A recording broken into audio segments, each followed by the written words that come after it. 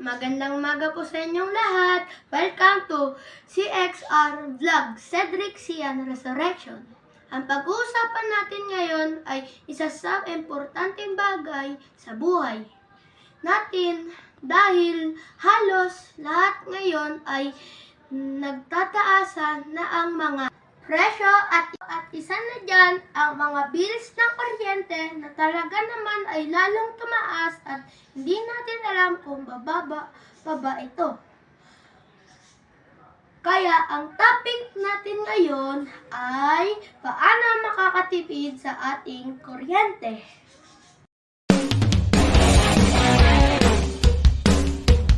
Halos na mga consumer ngayon ay naghihirap dahil sa halos pagtaas ng mga bayarin buwan-buwan at wag na umasa na darating ang panahon na bababa pa ang singil ng kuryente. Umasa lang tayo sa wala. Ang mas magandang gawin na lang natin ay maghanap ka na lang ng alternatibong paraan kung paano makakatipid ng kuryente. Magtipid tayo. Magtipid.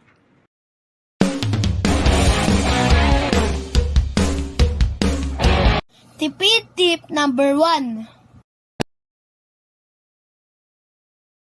Regular na linisin ang blade ng ventilador para mas malakas na ang hangin, mas matipid sa konsumo.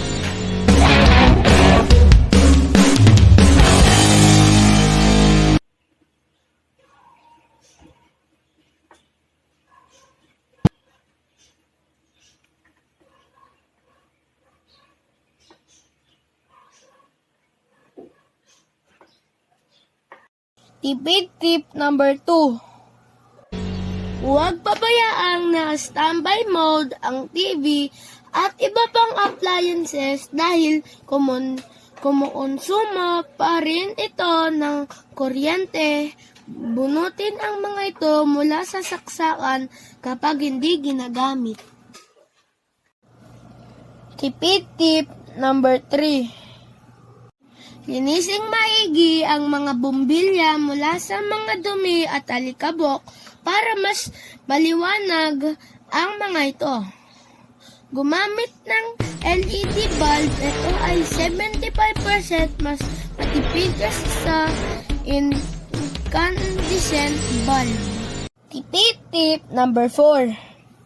Siguraduhin nakasara ng mabuti ang pinto ng refrigerator para tiyak na hindi lalabas ang lamig. Tunawin ng yelo ng refrigerator kapag lampas na ito sa sangkapat na pulgada. Tipid tip number 5. I-schedule ang pagplaplansya ng isang beses sa isang linggo. Gawin ito sa off-peak hours o bago mag 9 a.m. o pagkalampas ng 9 p.m. Tipid tip number 6. Sa paglalaba, kung kaunti lamang ang labahin, mas maiging ikusot na lamang ito kaysa gumamit ng washing machine.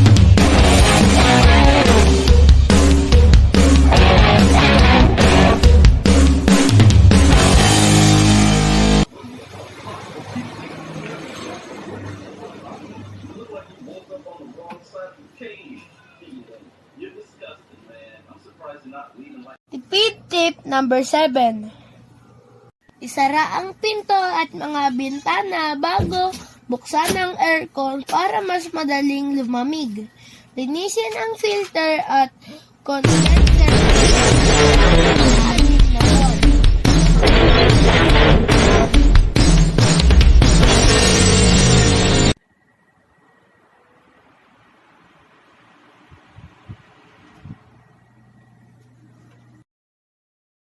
So ayan ang mga kaunting gabay at tipid tips na pwede kong pa-share sa inyo at laging tandaan, menos sa konsumo, menos sa gastos.